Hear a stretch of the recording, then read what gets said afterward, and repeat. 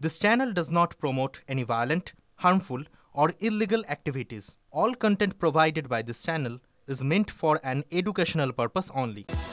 ফের বিতর্কে কাকদ্বীপের সুন্দরবন কলেজ, সেবার কলেজের ইউনিয়ন রুমের ভেতর মাসাজ নেওয়ার অভিযোগ। ভিডিও ভাইরাল হতেই জোর বিতর্ক। শাসক দলের বিধায়ক তথা পরিচালন সমিতির সভাপতির প্রশ্রয়ে এই কাণ্ড, কটাক্ষ এবিভিপি ও ডিওয়াইএফআই এর।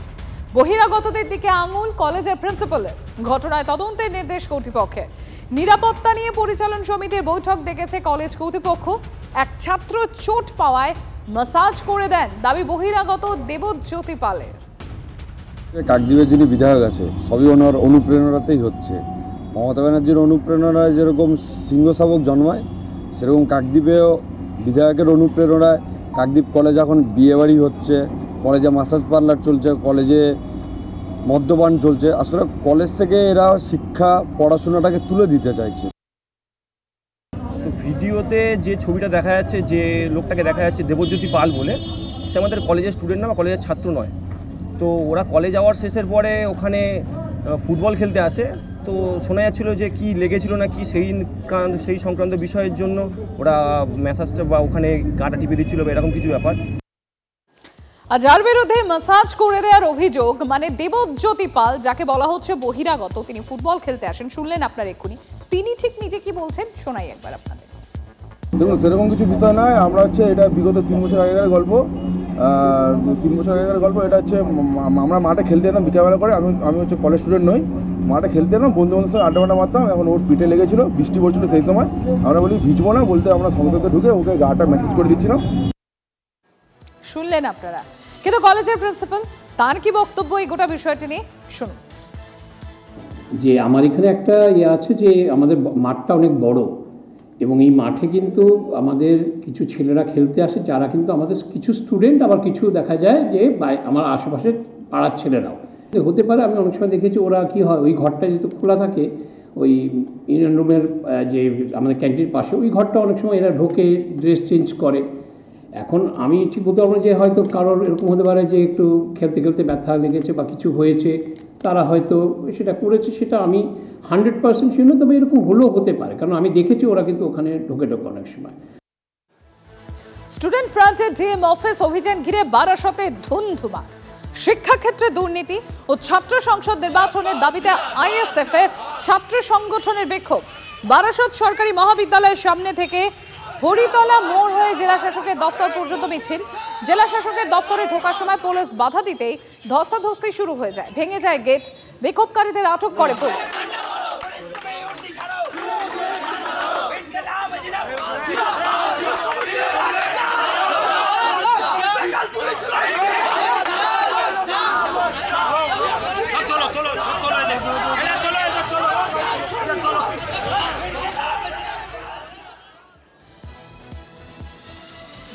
ভর্তি নিয়ে রণক্ষেত্র মেদিনীপুর ডে কলেজ। এসএফআই টিএমসিপির বচসা, এমনকি হাতাহাতি। দেখুন সেই ছবি।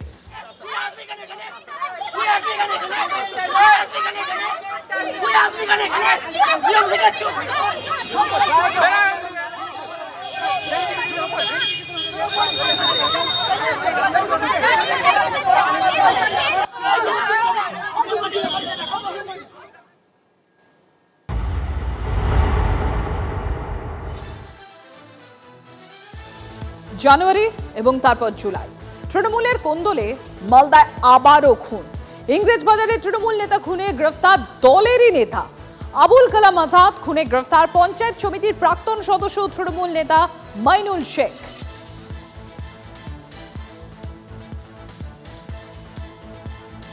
এবং আপনাদের জানাই, এই যে তৃণমূল নেতা খুনের অভিযোগ দলেরই আরেক নেতার বিরুদ্ধে, এবং এই দুজনের বিরুদ্ধে একটা কমন অভিযোগ রয়েছে, দুজনেই নাকি জমি মাফিয়া ছিল। আর এই জমি বিবাদকে কেন্দ্র করেই মূলত এই পরিণতি।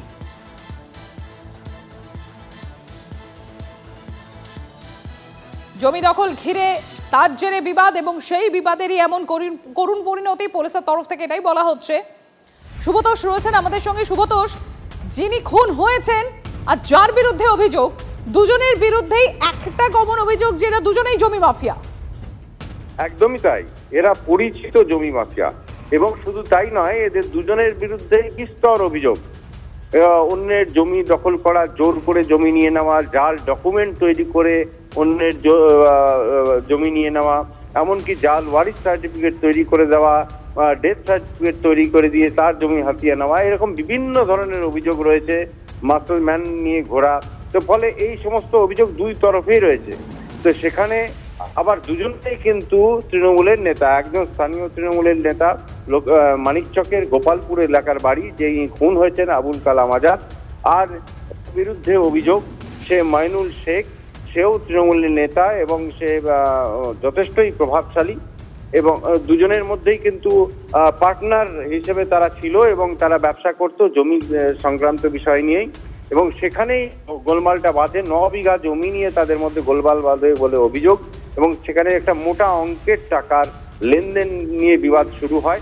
এরপরে তারপরে যখন তার বন্ধুর বাড়িতে মানে জন্মদিনের পার্টিতে আসে যখন আবুল কালাম আজাদ, তখনই মাইনুল এবং সহ তার সঙ্গে কয়েকজন অভিযোগ তার ঘরে ঢুকে তাকে সেই ঘরে বন্ধ করে দীর্ঘ সময় নির্যাতন করে তাকে কিন্তু নির্মমভাবে খুন করা হয়েছে। এখন এর সঙ্গে শুধু মাইনুল শেখ নয়, ইতিমধ্যে মাইনুল শেখকে গ্রেপ্তার করেছে পুলিশ এবং তার সঙ্গে আরো যারা আছে তাদেরকেও তল্লাশি চালানো হচ্ছে এবং তারাও প্রত্যেকে কিন্তু তৃণমূল কর্মী। ধন্যবাদ সুব্রতোষ। আমার ছেলের পার্টনারও ছিল মাইনুল, লক্ষ্মীপুরে। আজমুল আছে বানিয়া গ্রামের, আরো কয়েকজন আছে। বাড়ির লোক বলেছে, যে বাড়িতে ঘটনা সেই বাড়ির লোক বলেছে মাইনুল এবং মাইনুলের ছেলে নেতৃত্ব দিয়ে ধরাই মার্ডার করে। ভাঙড় আর মালদায় দুই তৃণমূল নেতার খুন প্রসঙ্গে বলতে গিয়ে নাম না করে বিজেপিকে নিশানা করেছেন ফিরহাদ হাকিম। ঠিকই বলেছিলেন ফিরহাদ হাকিম, শোনাই একবার আপনাদের। আমরা তৃণমূল কংগ্রেস খুনে বিশ্বাস করি না। মমতা বন্দ্যোপাধ্যায় বলেছিলেন বদলা নয় বদল চাই, নতুন বাংলা করতে চাই। নতুন বাংলা হয়েছে, বদলার জন্য নয়।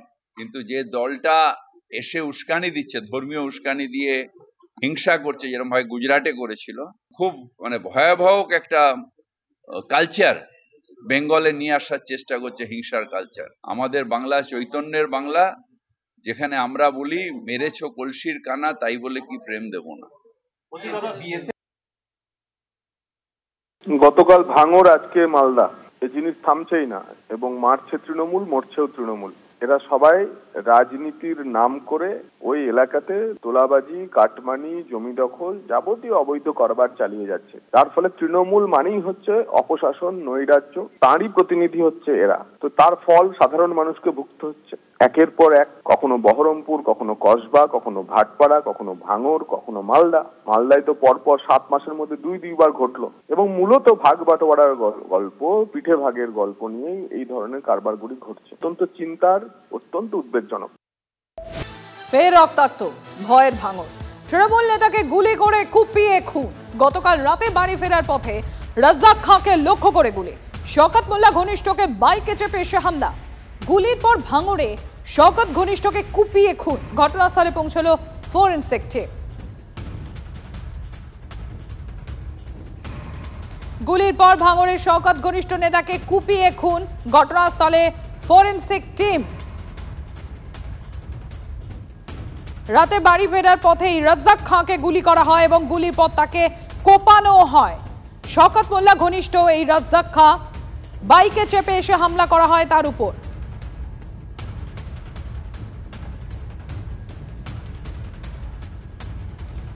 ভাঙড়ে তৃণমূল নেতা খুন, নওশাদের দিকে আঙুল শওকত মোল্লার। 2024-এর পর রাজ্জাকের হাত ধরেই পঞ্চায়েত সমিতি, গ্রাম পঞ্চায়েতের অনেক আইএসএফ সদস্য তৃণমূলে যোগ দিয়েছে। ভাঙড়ে দিনের পর দিন দুর্বল হচ্ছে আইএসএফ, আর সেই জন্যই রাজনৈতিক কারণে খুন করা হলো রাজ্জাককে। হুগলিতে বসে বসে পুরো ব্লু প্রিন্ট তৈরি করছেন নওশাদ সিদ্দিকী। আইএসএফ বিধায়ক নওশাদ সিদ্দিকীর বিরুদ্ধে চাঞ্চল্যকর অভিযোগ শওকত মোল্লার।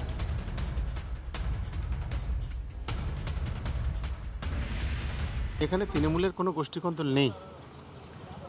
এইখানে যে কারা খুন করেছে আমরা এখন টোটালি আইডেন্টিফাই করতে পারিনি। তবে আমার বিশ্বাস যে আইএসএফ আশ্রিত সমাজ বিরোধীদের ঘটনা, তারা এই ঘটনা ঘটিয়েছে। কারণ 2024-এর পরে এই এলাকা থেকে পঞ্চায়েত সমিতির সদস্য, আইএসএফের গ্রাম পঞ্চায়েতের সদস্য, বেশ কয়েকজন এবং সাধারণ কর্মীরা রাজ্জাকের হাত ধরে তৃণমূল কংগ্রেসে যোগদান করেছে। এটাই হচ্ছে, এই জনপ্রিয়তাটাই ওর সবচাইতে কাল হয়ে দাঁড়ালো বলে আমার অন্তত মনে হচ্ছে। এই এলাকায় ওরা দিনের পর দিন দুর্বল হচ্ছে। এটা সম্পূর্ণ রাজনৈতিক স্বার্থে খুন করা হয়েছে। যত রকম এই ভাঙড়ের ঘটনা ঘটেছে সম্পূর্ণ তার পিছনে আছে নওশাদ সিদ্দিকী। পুরো ব্লুপ্রিন্ট তার। হুগলিতে বসে বসে পরিকল্পনা করে ভাঙড়ের লড়াই লাগিয়ে দিচ্ছে। নিজের এলাকায় পায়ের তলার জমি নেই, নিজের জন্মস্থানে পায়ের তলার জমি নেই। সমস্ত নোংরা খেলায় নওশাদ সিদ্দিকীরাই করছে। তৃণমূলের গোষ্ঠীদ্বন্দ্বে খুন, পাল্টা দাবি ভাঙড়ের বিধায়ক নওশাদ সিদ্দিকী। সিবিআই বা বিচার বিভাগীয় তদন্তের দাবিতে তিনি কোর্টে যাবেন বলেও জানিয়েছেন। এখন শওকত মোল্লা সাহেব রাজনীতি করছেন, তিনি আইএসএফকে আমাদেরকে দেখে দেওয়ার চেষ্টা করছে। এটা গোষ্ঠীদ্বন্দ্বের শিকার হয়েছে। এই লোকটি যাকে খুন করেছে ওরা, আপনার একদা সময় আরাবুল ঘনিষ্ঠ ছিল, প্রেশার দিয়ে চাপ দিয়ে এখন শওকত ঘনিষ্ঠ করেছে। এবার এই সুযোগটা কে নিয়েছে এটা তদন্ত সাপেক্ষ। যদি এটাকে রাজনৈতিক চক্রান্ত হয়ে বিরোধীদের উপরে দমনপীড়ন বা সাধারণ মানুষকেও যদি ডিস্টার্ব করার চেষ্টা হয়, আমি সেই পরিবারগুলোকে সাথে নিয়ে সিবিআই তদন্ত হবে, সিবিআই তদন্তের জন্য বা বিচার বিভাগীয় তদন্তের জন্য কোর্টের দ্বারস্থ হব। ওদের পরিণত তাই হল, একে অপরকে মারতে মারতে চলে যাবে। এর উত্তর নওশাদ সিদ্দিকী আর শওকত মোল্লাই দিতে পারবে, আমরা দিতে পারবো। আর আগুলো বলতে পারবে। এরা আমাদের কোনো স্টেট, আমাদের লোকরা এসব করে না।